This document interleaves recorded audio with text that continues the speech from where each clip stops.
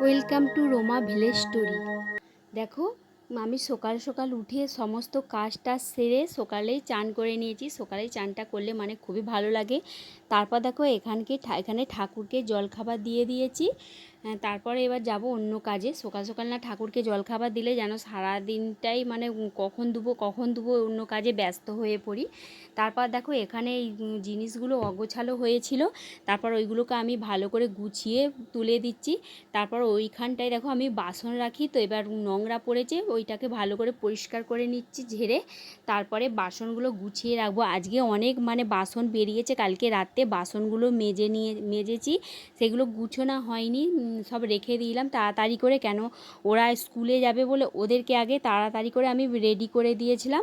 ওই করে বাসনগুলো গুছোনাই হয়নি। এখন আমি বাসনগুলোকে গুছিয়ে নেবো। দেখো ওই ব্যাগগুলো ঝুলছে কেন বলো তো? ওইগুলো তোমাদের দাদা ভাই হচ্ছে বাজারে নিয়ে যায়, বাজার করে করে মানে ব্যাগগুলো হচ্ছে ছিঁড়েই গেছে, তারপর রেখে দেয়। মানে দরকার পড়লে ওইগুলো আবার নিয়ে যায় আর কি।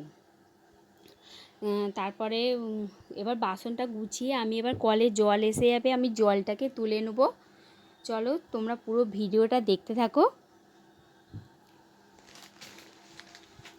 দেখো জলটা এসে গেছে, আমি তারপর জলগুলো বয়ে নিচ্ছি। তারপর ছোট ছোট অনেক বোতল আছে, বোতলগুলোও ভরে নিয়েছিলাম, তাই বোতলগুলো নিয়ে চলে আসি। কেন ছোট বোতলটা ভরে রাখলে একটা করে আমি বোতল ধরিয়ে দিলাম, ওদেরকে খেয়ে নিল। তারপর দেখো এখানে আমি শসা, পেঁয়াজ আর কাঁচা লঙ্কা কুচিয়ে নিয়েছি মুড়ি খাওয়ার জন্যে। আর এখানে দেখো 3টে ডিম সিদ্ধ করে রেখেছি, ওরাও স্কুল থেকে এসে খাবে।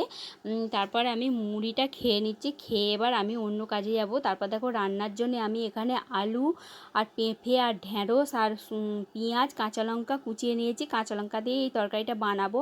আর মাছের মাথা ছিল, মাছের মাথা দিয়ে আজকে আমি ওইগুলো দিয়ে ঝোল বানাবো। একটু ধনে মৌরি দিয়ে আদা দিয়ে এগুলো ঝোল করবো আর কি। তারপর আমি রান্না বসিয়ে দিয়েছি। দেখো আমার ঝোলটা আর হয়ে গেছে কমপ্লিট। তারপর মানে খুবই সুন্দর লাগছে ঝোলটা। তারপর আমরা দুপুরে হচ্ছে খেতে বসে গেছি এখানে।